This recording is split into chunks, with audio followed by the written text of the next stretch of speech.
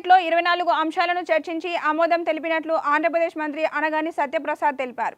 రాష్ట్ర కేబినెట్ నిర్ణయాలను మంత్రులు నాగేంద్ర మనోహర్, సత్యకుమార్తో కలిసి అనగాని వెల్లడించారు. గత ఏడాదితో పోలిస్తే ఈసారి రాష్ట్రంలో క్రైమ్ రేట్ చాలా తగ్గిందని ఆంధ్రప్రదేశ్ డీజీపీ హరీష్ కుమార్ గుప్తా తెలిపారు. 2025లో పోలీసుల పనితీరుపై నివేదికను డీజీపీ విడుదల చేశారు.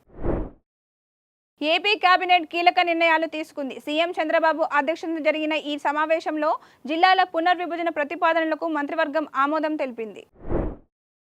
తెలంగాణ అసెంబ్లీ సమావేశాలు ప్రారంభమయ్యాయి. సభలో ఆసక్తికరమైన దృశ్యం కనిపించింది. మాజీ సీఎం ప్రతిపక్ష నేత కేసీఆర్ ముందుగానే అసెంబ్లీకి చేరుకొని తన సీటులో కూర్చుండగా సీఎం రేవంత్ రెడ్డి వచ్చి పలకరించారు.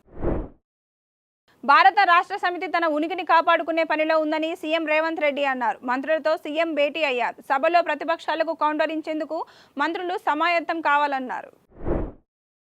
బంగ్లాదేశ్ చొరబాటుదారులు అస్సాంలోనే కాకుండా దేశంలో ఎక్కడున్నా చంపేస్తామని కేంద్ర హోంమంత్రి అమిత్ షా పేర్కొన్నారు. ఉన్నావ్ హత్యాచార కేసులో సుప్రీంకోర్టు కీలక ఆదేశాలు జారీ చేసింది. నిందితుడు బహిష్కృత భాజపా నేత కుల్దీప్ సింగ్ సెంగర్కు విధించిన శిక్ష నిలిపివేతపై స్టే విధించింది. ఇండోనేషియాలో భారీ అగ్ని ప్రమాదం జరిగింది. ఆ దేశంలోని సులవేసి ద్వీపంలోని నర్సింగ్ హోంలో ఈ ఘటన చోటు చేసుకోగా 16 మంది సజీవ దహనమయ్యారని సోమవారం స్థానిక అధికారులు వెల్లడించారు.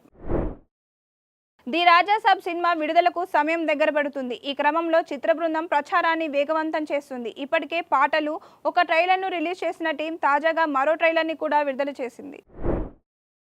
యాషర్ సిరీస్లో భాగంగా మెలబోర్న్లో జరిగిన బాక్సింగ్ డే టెస్ట్లో బౌలర్ల హవా కొనసాగింది. 2 రోజుల్లోనే ఇరు జట్ల బౌలర్లు 36 వికెట్లు పడగొట్టారు. 2 రోజుల్లోనే ముగిసిన ఈ మ్యాచ్లో ఇంగ్లాండ్ 4 వికెట్ల తేడాతో గెలిచింది.